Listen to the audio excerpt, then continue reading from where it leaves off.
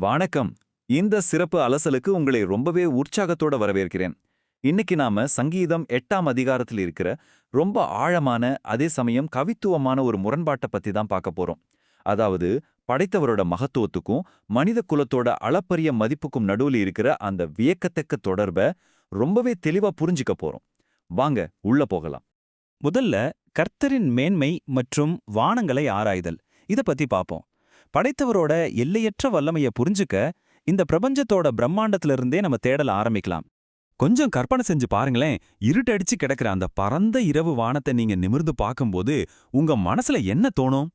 என்னவே முடியாத அளவுக்கு கொட்டி கிடக்கிற அந்த நட்சத்திர கூட்டங்களை பார்க்கும்போது, அடடா, இவ்ளோ பெரிய பிரம்மாண்டத்துல நம்ம எவ்ளோ சின்னவங்க அப்படின்னு ஒரு நிமிஷம் தோணும் இல்லையா?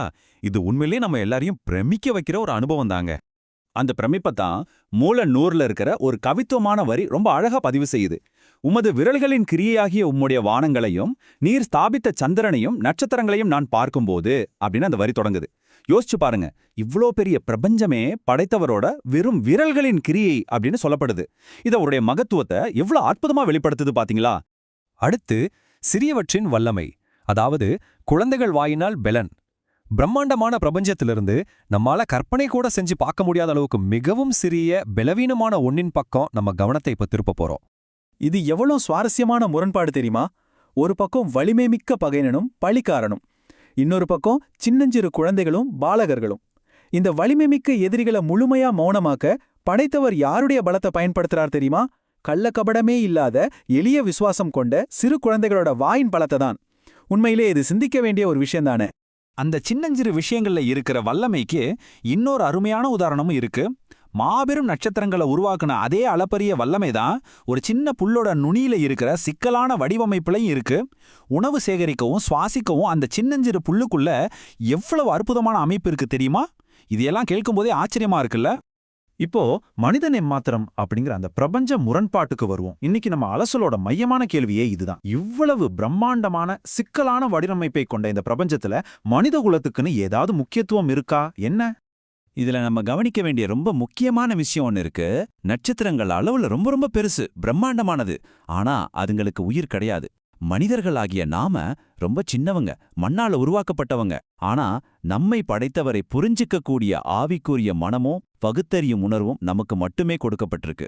அந்த பிரம்மாண்டமான நட்சத்திரங்களுக்கு கூட இந்த குறையற்ற உணர்வு கிடையாது அப்படிங்கறதுதான் இதுல இருக்கிற ஆழமான உண்மை. ஆக இதிலிருந்து என்ன தெரியுது? மனித குலத்துக்கு அளப்பரிய மதிப்பு இருக்கு. படைத்தவரோட பார்வையில நீங்க ரொம்ப ரொம்ப மதிப்புடையவர். எந்த அளவுக்கு தெரியுமா? அவருடைய சொந்த சாயல்லையே நம்ம படைக்கப்பட்டிருக்கோம். அது மட்டும் இல்லாம தன் ஒரே பேரான குமாரனையே பலியா கொடுக்கற அளவுக்கு மனிதன் மதிப்பு மிகுந்தவன் அப்படின்னு மூலநூல் ஆணித்தரமா சொல்லுது. இதனாலதான் எந்த ஒரு மனுஷனையும் நாம ஒருபோதும் ஒன்றுக்கும் உதவாதவன் அப்படின்னு நினைக்கவே கூடாது.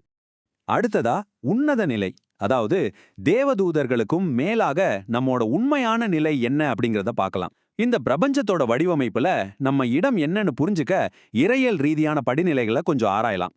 மனித குலத்தோட இந்த வியக்கத்தக்க வளர்ச்சியோட படிநிலைகளை கொஞ்சம் கவனிங்க. இப்போதைக்கு மனிதன் தேவதூதர்களை விட கொஞ்சம் சிறியவனா தான் இருக்கான். ஆனா தேவதூதர்கள் என்றென்றைக்கும் பணிவிடை செய்யற ஆவிகளாவே இருப்பாங்க. மனிதர்களுக்கோ ஒரு உன்னத நிலை காத்திருக்கு. அது எப்படின்னு கேக்குறீங்களா? கிறிஸ்துவை ஏத்துக்கும் போது தேவனுடைய பிள்ளைகளா மாறுறாங்க. இறுதியில தேவதூதர்களையே நாயந்திருக்கிற அளவுக்கு உயர்த்தப்பட்டு கிறிஸ்துவோடு அரசாளும் சிலாக்கியத்தையே பெறாங்க. இது எவ்வளவு பெரிய ஆன்மீக உயர்வு! அடுத்து ஆளுகை செய்தல் மற்றும் பாதுகாக்கும் பொறுப்பு. இப்படிப்பட்ட ஒரு உன்னத நிலையை பெற்றிருக்கிறனால இந்த பூமியின் மேல மனித குலத்துக்கு ஒரு மிகப்பெரிய பொறுப்பும் கொடுக்கப்பட்டிருக்கு. அது என்னன்னு பாப்போம். மனிதனுக்கு கீழ்ப்படுத்தப்பட்ட படைப்புகளை கொஞ்சம் பாருங்களேன். ஆடு மாடுகள், காட்டு மிருகங்கள், ஆகாயத்து பறவைகள் முதல் சமுத்திரத்து மீன்கள் வரைக்கும் நம்பவே முடியாத அளவிலான உயிரினங்கள் நம்மளோட நேரடி பொறுப்புல மனிதனோட பாதங்களுக்கு கீழ்ப்படுத்தப்பட்டிருக்குன்னு மூல நூல் ரொம்ப தெளிவாவே வரைக்குது. இதில் நாம புரிஞ்சிக்க வேண்டிய ரொம்ப முக்கியமான விஷயம் என்னன்னா, ஆளுகை செய்யறதுன்னா என்ன? இந்த உலகத்தை நம்ம இஷ்டத்துக்கு கொடுமையா சுரண்டது கிடையாதுங்க. மாறா இந்த படைப்புகளோட பாதுகாப்பிற்கு நாம முழுமையா பொறுப்பேத்துக்கிறது தான் உண்மையான ஆளுகை. இதான் இதுல இருக்கிற மைய கருத்து. இப்போ உலகத்துல நடக்கிற விஷயங்களை பார்க்கும்போது எல்லாமே நம்ம கட்டுப்பாட்டுல முழுமையா இருக்கிற மாதிரி தெரியலையே அப்படின்னு உங்களுக்கு தோணலாம். ஆனா எதிர்காலத்துல ஒரு முழுமையான மறுசீரமைப்பு நடக்கும்னு வேத பகுதிகள் உறுதியா வாக்குத்தத்தம் கொடுக்குது. அப்போ சகலமும் மனிதனுக்கு முழுமையா கீழ்ப்படுத்தப்பட்டிருக்கிற ஒரு பரிபூரண காலம் கட்டாயம் வரும். சரிங்க, நம்ம தேடலோட நிறைவு பகுதிக்கு வந்துட்டோம். இந்த இறுதி கேள்வியை உங்க மனசுல ஆழமா பதிய வச்சுக்கோங்க. இந்த பிரபஞ்சத்தை படைத்தவர் உங்களுக்கு இவ்வளோ பெரிய மதிப்பை கொடுக்கும்போது உங்களை நீங்களே எவ்வளோ மதிக்கணும், உங்களை சுத்தி இருக்கிறவங்களை எப்படி மதிக்கணும்? நீங்க படைப்பின் மகுடமா ஒரு மாபெரும் நோக்கத்துக்காக தனித்துவமா வடிவமைக்கப்பட்டிருக்கீங்க. இந்த உற்சாகமான சிந்தனையோடு இன்னைக்கு அலசல நாம நிறைவு செய்வோம். மீண்டும் ஒரு சுவாரஸ்யமான தலைப்போட உங்களை சந்திக்கிறேன்.